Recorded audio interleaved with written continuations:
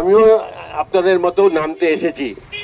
এবং আন্দোলন এমন একটা জিনিস যে আন্দোলন হবে মানুষের ভালোর জন্যে। আজকে আমরা দেখছি যে পশ্চিমবাংলার বিভিন্ন জায়গায় আজকে বিজেপি এবং সিপিএম এরা বিভিন্নভাবে মানুষ রাস্তায় নেমে আন্দোলনে নামছে।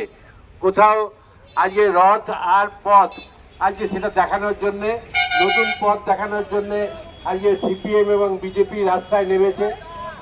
এবং এখানে দাঁড়িয়ে কোনো জায়গায় আমরা দেখতে পাচ্ছি কোনো জায়গায় হিন্দু হিন্দু ভাব, আর তার সঙ্গে আজকে বিজেপির সঙ্গে সঙ্গে সিপিএম এর আজকে মানুষেরকে ভুল বোঝানোর ভাব সকলকে নিয়ে আজকে রাস্তায় নামানো হচ্ছে।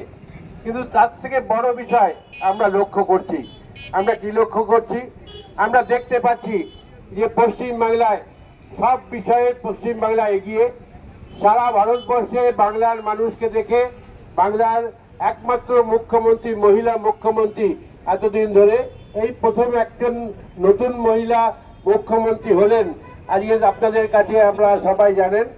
এবং তার আগে পর্যন্ত বিগত আজকে প্রায় 15 বছর ধরে আমাদের পশ্চিমবাংলার একমাত্র মুখ্যমন্ত্রী বাংলার মানুষের যে উন্নয়ন করেছেন সেই উন্নয়ন সারা বাংলার বাইরে অন্যান্য রাজ্যে কোনো জায়গায় সংগঠিত হয়নি।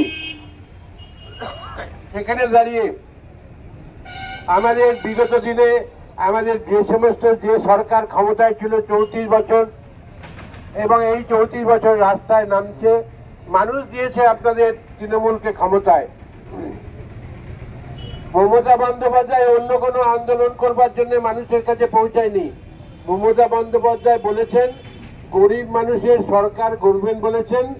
গরিব মানুষের ঠিকানা কোথায় দয়া করে বলে দিন, নয়তো আমি আপনাদের কাছে বলছি আমাদের ভোট দিয়ে পাঠান, আমি গরিব মানুষের ঠিকানা আপনাদের কাছে পৌঁছে দেব। এটাই ছিল মমতা বন্দ্যোপাধ্যায়ের একমাত্র আন্দোলন। তারপরে তো আমাদের ভোটার লিস্টের আমাদের ভোটার আই কার্ড করার জন্য আমরা ভোট দেবো, আমাদের ভোট অন্যজন দিয়ে দেবে, তার বিরুদ্ধে আন্দোলন করেছিলেন। এইভাবেই আপনারা দেখতে পাচ্ছি এখনো পর্যন্ত আমাদের ভোটার লিস্টে নাম যারা আছেন তারাও কিন্তু দুর্নীতিভাবে গ্রস্তভাবে ভারতবর্ষে যে সরকার, সে সরকার চেষ্টা করে যাচ্ছে ভারতবর্ষে এইভাবেই আবার যে ভোটার লিস্ট, সেই ভোটার লিস্টগুলোতে কারচুপি তৈরি করে তারা আমাদের এইভাবে জোর করে পশ্চিমবাংলায় ক্ষমতা আসার জন্য চেষ্টা করছে। এবং ইতিমধ্যে ভারতবর্ষের অন্যান্য 4টি রাজ্যে নির্বাচনে তারা কিন্তু ক্ষমতায় এসেছে এইভাবে আজকে ভোটার লিস্টে দুর্নীতি করে।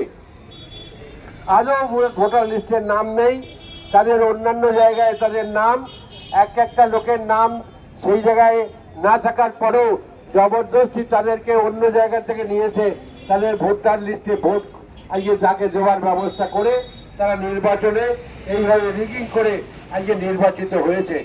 এই জন্যই আমাদের তারা সবাই চেষ্টা করছিল যে মমতা বন্দ্যোপাধ্যায়কে সরাতে হবে, এবং সরাবার জন্য লাস্ট একমাত্র সুযোগ আছে সামনে 2026-এ নির্বাচন। এই নির্বাচনে মমতা বন্দ্যোপাধ্যায়কে আজকে হারানো যাবে না। তাই যেভাবেই হোক ভোটার লিস্টে দিয়েই হোক, আর আমাদের মিথ্যা কথা বলে আমাদের যে সমস্ত ভাবেই হোক সরকারকে বিড়ম্বনা দেওয়ার জন্য আমাদের যাদের মাধ্যমে চেষ্টা করা আজকে প্রচেষ্টা হবে, তাদেরকে নিয়ে এক জায়গায় দাঁড় করিয়ে আজকে পশ্চিমবাংলাকে এমন একটা অবস্থা তৈরি করেছেন আপনারা লক্ষ্য করছেন। আমাদের ভোটে হারাবে কিসে? আমাদের আজকে বিভিন্ন জায়গায় আমাদের এখানে সব থেকে বড় আমাদের প্রথমে আমাদের নির্বাচনে ভোটার লিস্টে যারা আমরা দেখেছেন সেটা আপনাদের কাছে জানালাম।